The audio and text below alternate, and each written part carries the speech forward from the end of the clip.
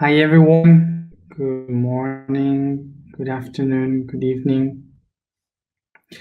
So let's begin with our day, which I believe is very intense. Today's post for me was like, wow.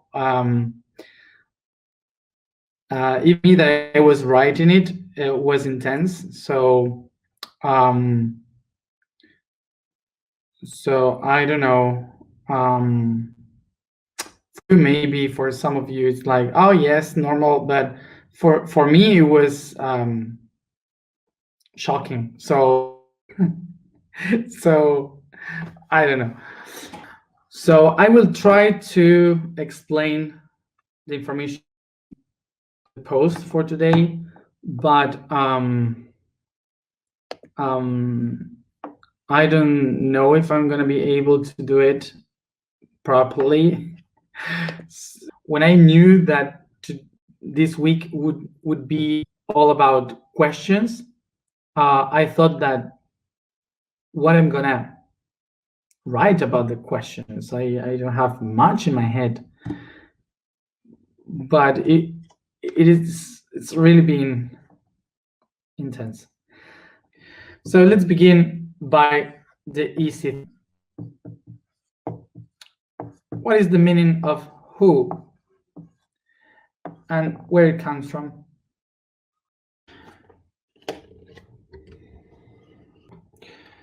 Topic for today, the question is who.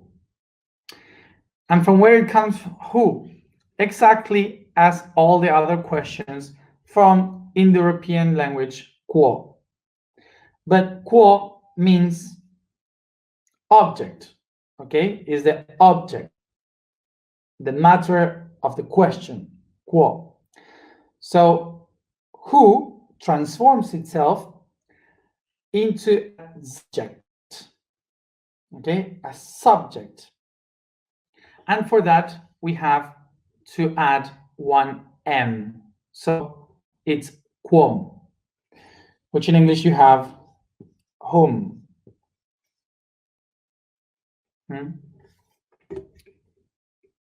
That would be. So when we speak quo, is about the object, the thing. Like this here, this is an object, a physical thing that you can perceive by the five senses. But when I transform an object into a subject, this means that suddenly I give a meaning to this, and I give a soul to this. I create the idea of a soul.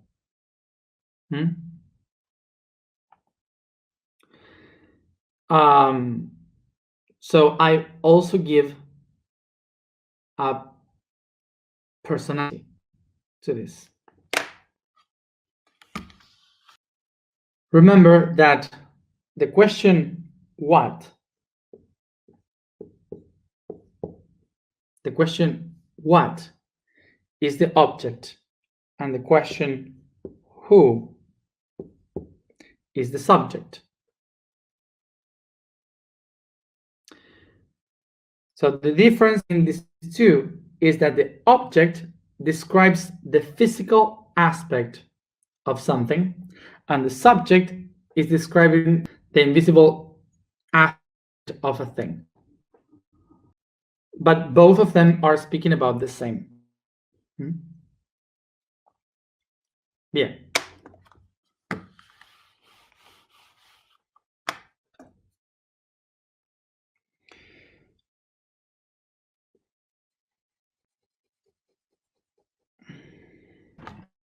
So now, let's talk about this here according to an object and according to a subject. So from the point of view of an object, this here is a dot.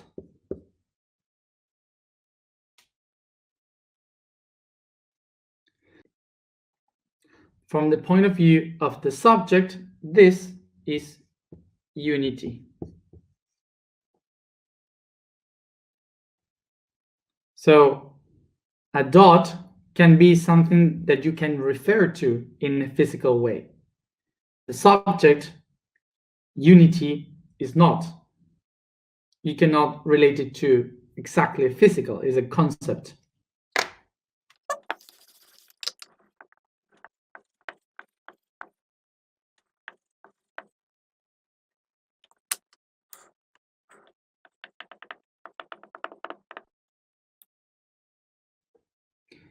From the point of view of an object,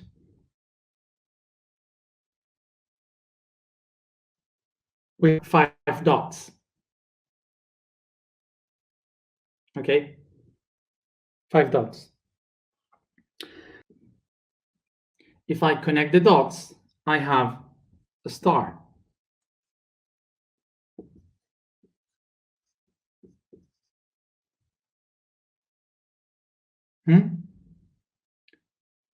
But all this is just the object because I'm just perceiving 5 dots and the shape of a star. Where is the subject? So where is the subject here? The subject is when I connect all of this in this star, and we call it pentagram. A pentagram related to the 5 elements. Witchcraft,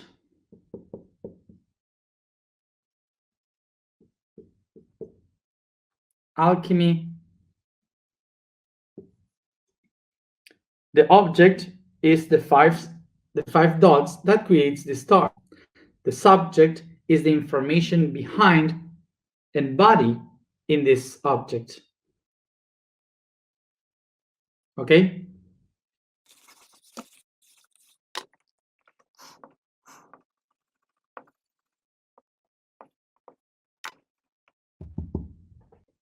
What do I have here? So here what we have? 5 dots. Again, 1, 2, 3, 4, 5. What are they? Tiny parts. We call that particles. Particles come from the Latin tiny, culae, parts. Tiny parts. And now what happens if I do this?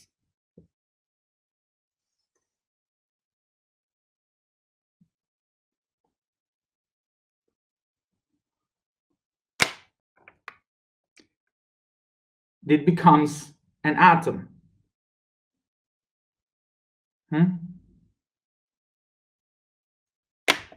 Okay.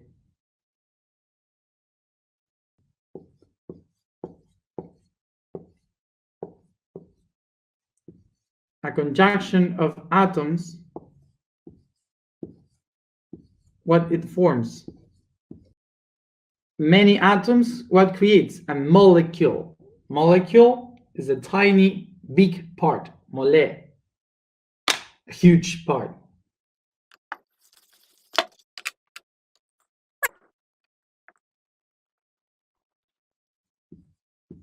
Then I have something a little bit much complex.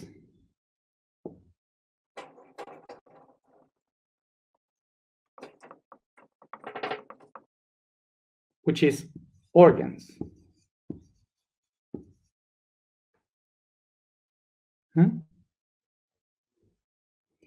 Now,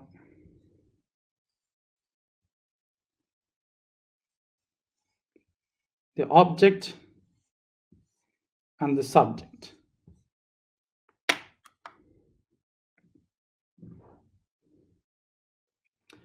So the object, what is the object? The object is a conjunction of atoms that makes molecules that shape organs.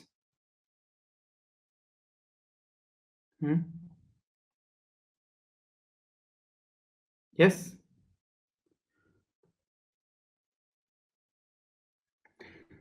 And what subject? The subject is the person, the soul, the spirit, the beliefs, the emotions.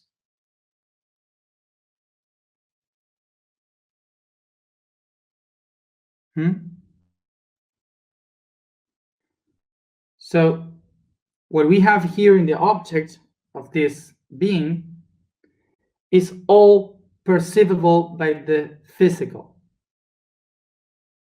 Okay, it's an objective. It's something that you can measure by the five senses. And the subject are untouchable things,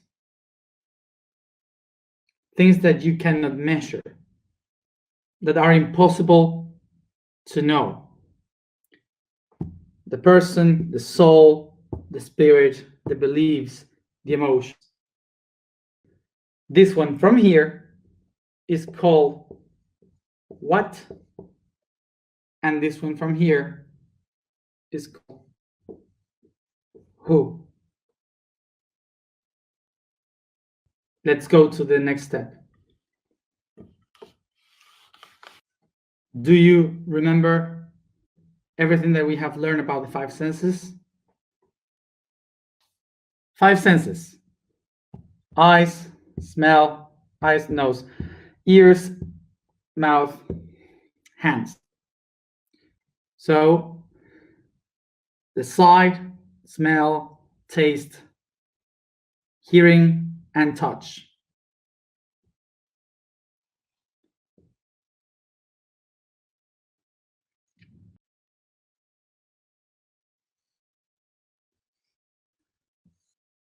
So now remember that each one of these senses are receiving data from the outside, sending this information to the brain, and the brain interprets these pulses. Remember that everything that we perceive from the outside is just a perception of the understanding of the brain. That's it. Okay? So this is a perfect system of interpretation.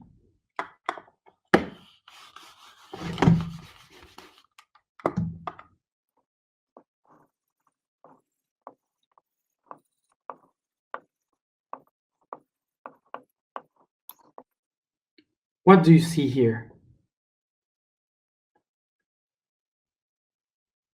There are many possible answers of what you see here. Let's say some of them. 7 dots. So here we can see many different things in this shape. So here we can see 7 dots, a cube, an hexahedron,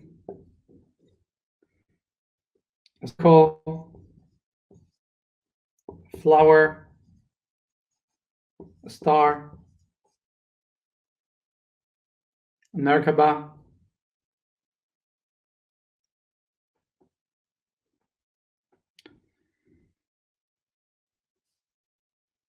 so anything that you see here is only an interpretation of your brain, is subjective, which means that it is tied to a subject, which is according to your way of interpretation of your brain. So the only thing that there is here is 7 dots made by the ink of this pen. That's the only thing. That's the object. Only one thing. All the other things that you said are subjective.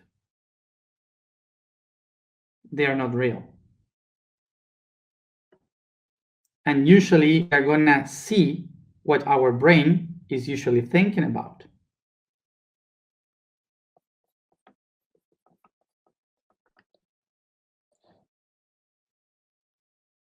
So remember why these ideas are subjectives and you cannot see exactly the object. It's because our brains are designed in order to connect dots. It needs to end and close the shape. We are designed for that.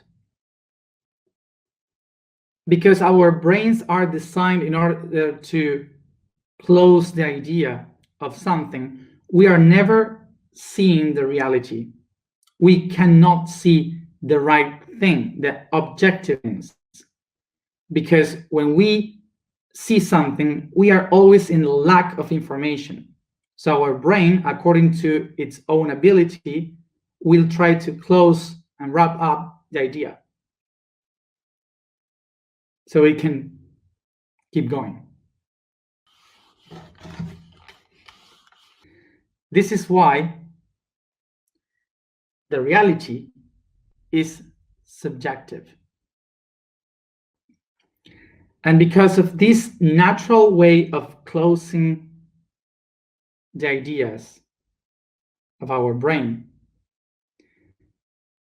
every time that usually humans does the question or wants to know the origin of all things, instead of doing the question what, we do the question who.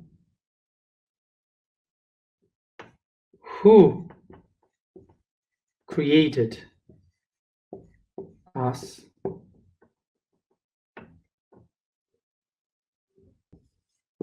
Who am I? Who is God?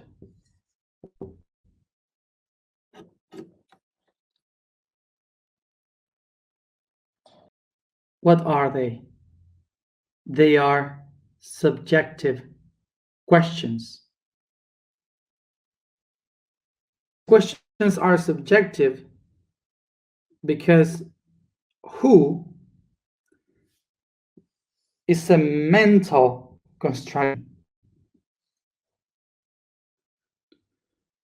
So as I said in the post, basically what we are, every living existence in the universe, is only a conjunction of atoms, of molecules, of particles that sometimes behave as particles, sometimes as waves in dimensions.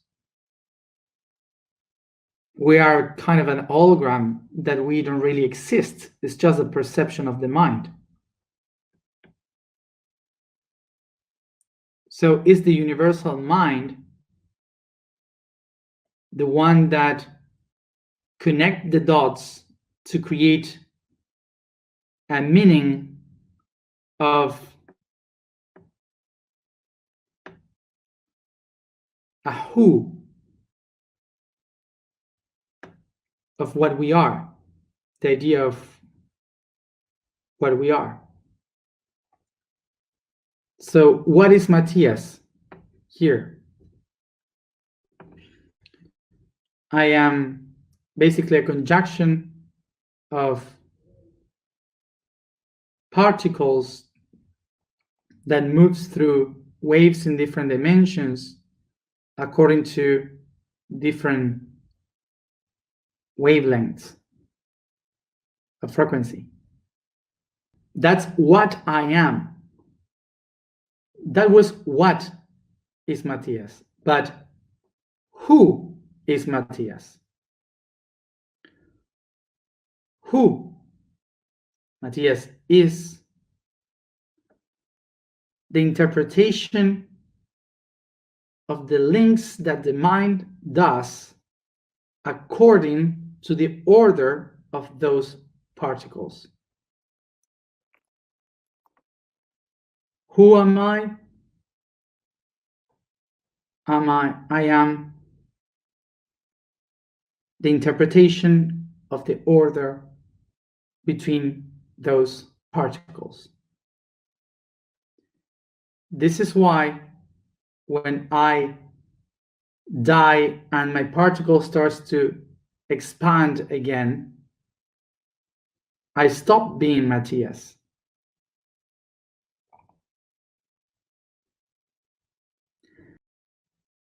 I expand myself and I become many other things.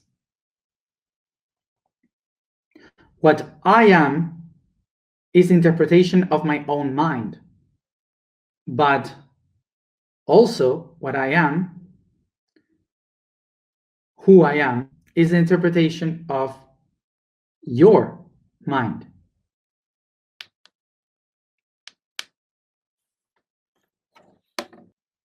So that's why to the question, who am I? Who is God? The answer will be always subjective. So now, what is next? That, as you have seen, I try to go from the most simple things to a bit more complicated to understand a person. So now, when we try to go beyond a person, we go into another dimensions, we go into the masters, the ascended masters, we go into guides, angels, demons,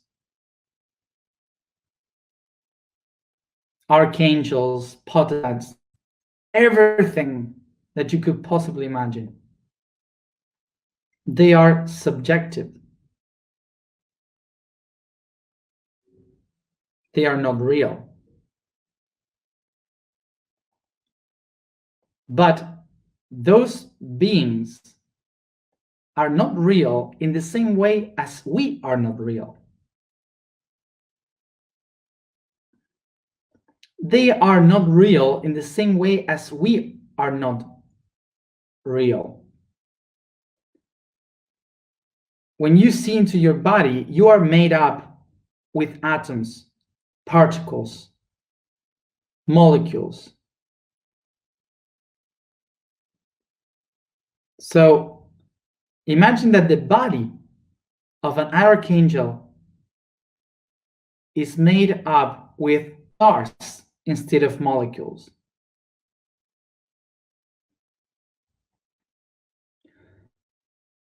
From the point of view of an atom, a human doesn't exist in the same way as from the point of view of a planet, an archangel doesn't exist. Picture the idea of one of the main archangels, which is Uriel. Uriel comes from the two words Ur and El. El meaning the verb of creation, which is the vibration itself, and Ur meaning light. So Uriel means the vibration, the divine vibration that moves the light. So it's basically describing the movement in waves of the energy in the universe. So the objective thing of Uriel is the movement of the energy in waves. That's Uriel. The subjective idea of the archangel Uriel is the image that we have, of this being like a person, a personification of that light. And this that I am explaining is not against the idea that they exist. It's not against the idea of channeling, against the idea of being able to see them. But in order to understand this, you have to pay attention to what I am trying to say, instead of trying to listen what you want to listen, which is really difficult because everything is subjective. Why can I channel the archangel Uriel? Because Uriel is light, and we are made of light, of photons. So whatever particle that is going around in the universe, bringing information, data through the particles of light, can be downloaded by my magnetical field, activating information, and that's channeling. So why can I see an archangel or a being from another dimension? Because when that information comes to me, my brain will try to find a way to close the image of that data in order to see that information. And of course, it will use data that you already have within, which is people, masters, beings in which you believe. So why is so important the question who? Because the question who is the one that helps us to understand the evolution of data in the universe. Is the one that helps us to understand all the information that is in the network.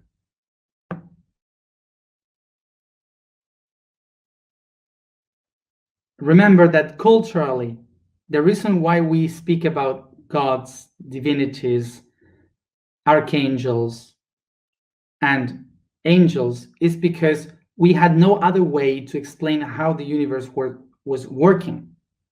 So we use those words. Today we can say wave instead of spirit.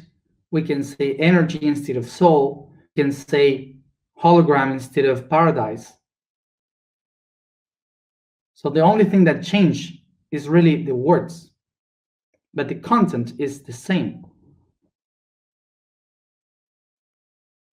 So is this information pushing you to not to believe in archangels or angels?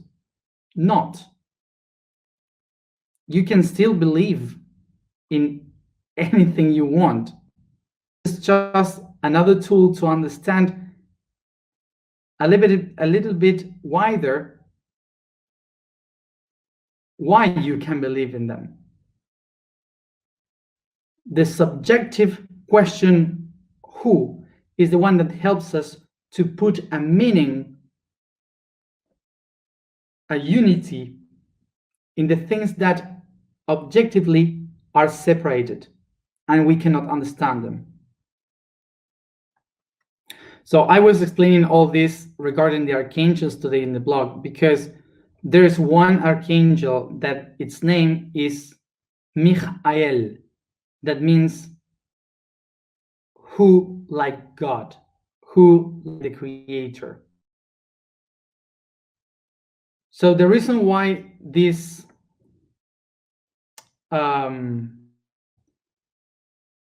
being, Michael, does the question who like the creator is because someone before, Samael, the gravity of the creator, did the question who like me? Who like me? So the reason why this Samael, the gravity of the creator, does this question is because the gravity is the one that unifies all the other potentialities of the universe and makes it tangible, touchable. Why? Because of gravity. He's the gravity of the divine. So this means that all the other potentialities are bounded by time and space, creating an individual. So it creates something new. And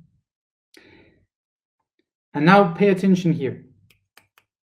I'm not speaking about good beings or bad beings, archangels, angels, seraphims, or I'm speaking about gravity, unifying time and space in one.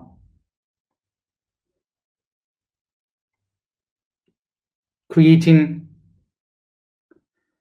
an individual, making the manifestation of the divine dream.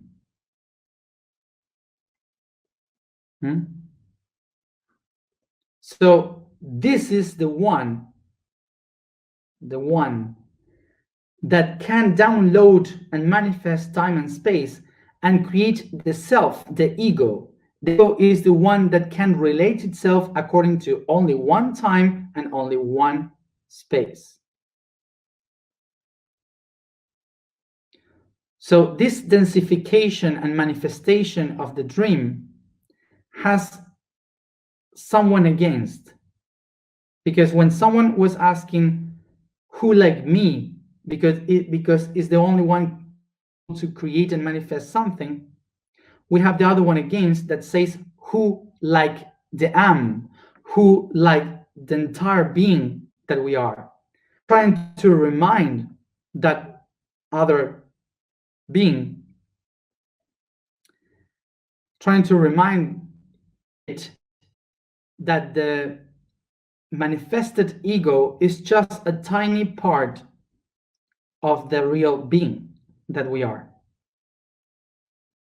So this individual being that separates from the whole becomes a subject.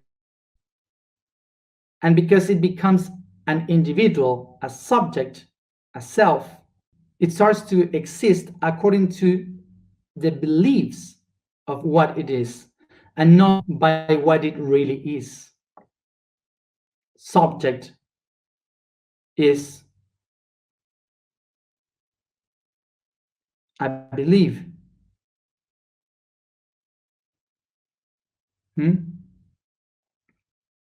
So this makes that ego starts to live their life, its lives, according to their beliefs and not according to the essence. This is why there is the other face, Michael, that asks who like the divine, who like the creator, to remind us that the ego is just one tiny thing in all the creation. And this is what we call the fight against the good and the bad and the evil. And that's why we have demonized the ego. This ego and this verb are the I and am. So in order to really be connected to the divinity, we have to connect to the I am. And now we have a war against one to another, a war between I and am.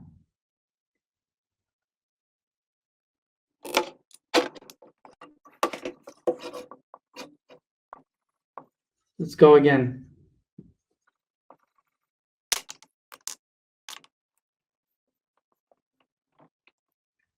Remember, what are this? Love, wisdom, and will. What else we have here? Vibration, energy, and matter. 6 archangels. And then we have gravity, which is the one that unifies all things in the center, the ego. So the ego asks the question, who like me? So it goes outside, creating its own system.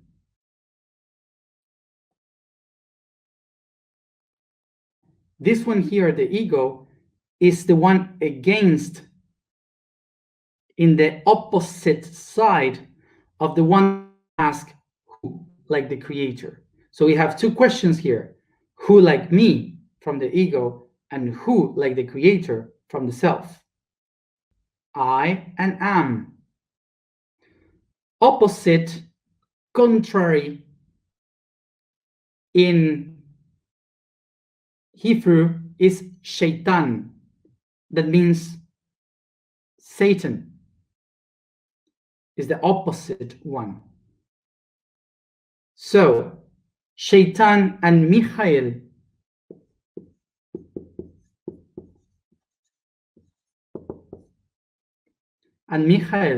fight one to another, trying to find the balance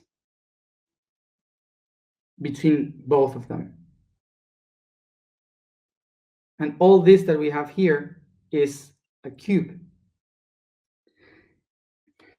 So what we have here, the cube, the hexahedron, the one that unites all the powers to connect us to the divine, to the creator. What is this? The cube is the one that in Greek language they call metaton thronon, which means the one that is close to the throne. Metatron. Metan is a Greek word that means closer, who is closer to the throne. So who is the one that is close to the throne? The one that gets to balance the two forces of I and am with the 6 attributes around. This is the source, the force of all things. And the funny thing of all this is that the way in which the ancient language used to call the force of the things was Shaddai.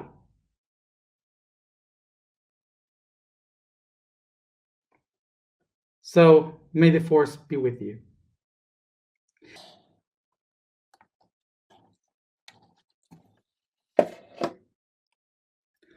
Who is the subjective question?